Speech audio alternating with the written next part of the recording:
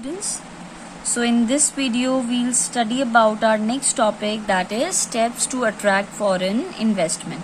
ठीक है, तो देखिए रिसेंट ईयर में हमारी जो सेंट्रल और जो स्टेट गवर्नमेंट है उसने बहुत सारे इनिशिएटिव कहीं ना कहीं लिए हैं ताकि वो ज़्यादा से ज़्यादा फॉरेन कंपनीज को अट्रैक्ट कर पाए, ताकि फॉरेन कंपनी ज़्यादा से ज़्यादा जो इंडिया में आकर के इन्वेस्टमेंट करे.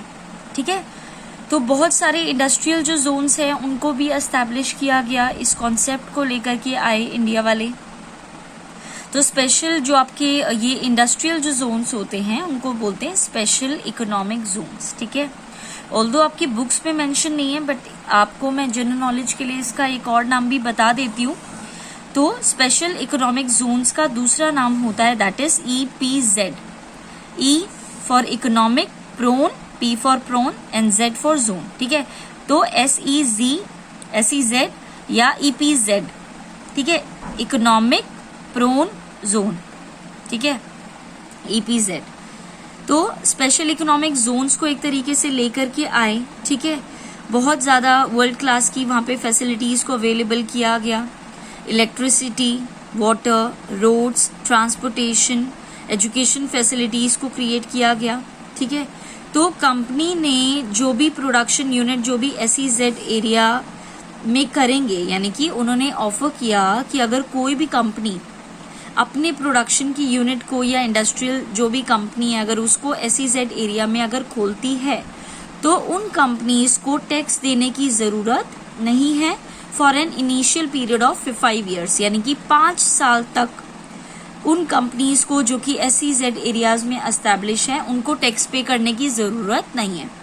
ठीक है, तो ये एक एडवांटेज दिया गया सरकार के द्वारा ताकि ज्यादा से ज्यादा लोग अपनी कंपनीज को SEZ एरिया के अंदर खोलें.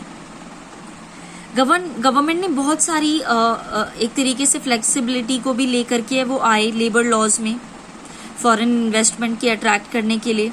ठीक है, और बहुत ज़्यादा देखने को मिलता है कि ऑर्गेनाइज सेक्टर में बहुत ज़्यादा रूल्स रेगुलेशंस होते हैं जो कि हर एक तरीके से फॉलो करने पड़ते हैं सो दैट वर्कर्स को हम लोग प्रोटेक्ट कर सकें. ठीक है, हर चीज़ से, हर अनफेयर एक तरीके से मीन से. तो गवर्नमेंट ने बहुत सारे अलाउ किया है कंपनीज को कि वो इग्नोर कर सकते हैं उसको. इंस्टेड ऐसा नहीं है कि आप सिर्फ वर्कर्स को रेगुलर बेसिस पे ही हायर कर सकते हैं.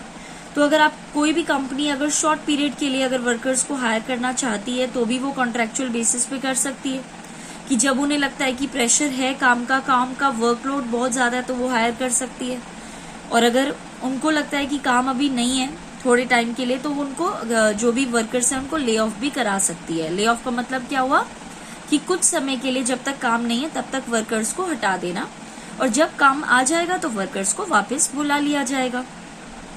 ऐसे केस में जो कॉस्ट होगी लेबर की वो भी कंपनीज के लिए क्या हो जाएगी, रिड्यूस हो जाएगी क्योंकि उनको रेगुलर पे नहीं करना पड़ेगा.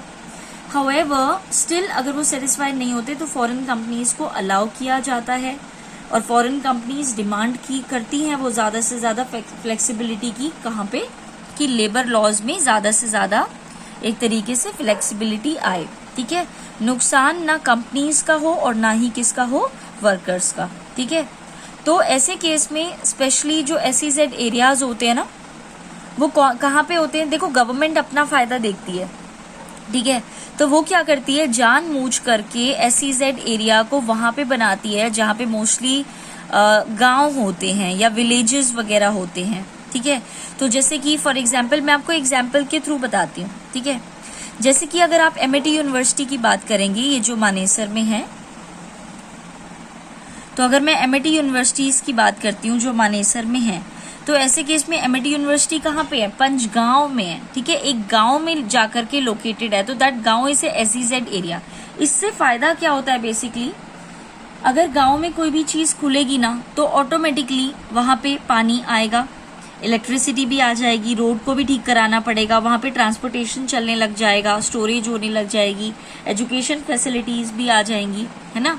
तो ऐसे केस में क्या होता है कि जितना ज्यादा एक तरीके से हम लोग SEZ एरियाज को खोलेंगे, जैसे अब ये इंदिरा गांधी यूनिवर्सिटी जो है वो मीरपुर में है, मीरपुर इज एक गांव.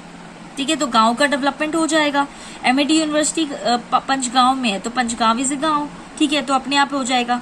इसी तरीके से कई बार आपने देखा होगा या आपने जिससे भी कंसल्ट किया होगा, तो इंडस्ट्रियल एरिया एक अलग से ही होता है, जैसे बावल की किसी गांव में जाकर के, दूर दूर किसी गांव में जाकर के होता है। तो ऐसे केस में अगर कोई भी इंडस्ट्रियल यूनिट, अगर कोई भी स्कूल या यूनिवर्सिटी गांव में जाकर के खुलता है, तो डेवलपमेंट गांव का भी होता है। साइड बाय साइड बेनिफिट सरकार को भी मिलता है और फॉरेन कंपनीज को भी मिलता है। ठीक है, तो यहाँ पे सबका ही एक तरीके से बेनिफिट होता है। ठीक है, तो this is the end of this topic, that is steps to attract foreign investment.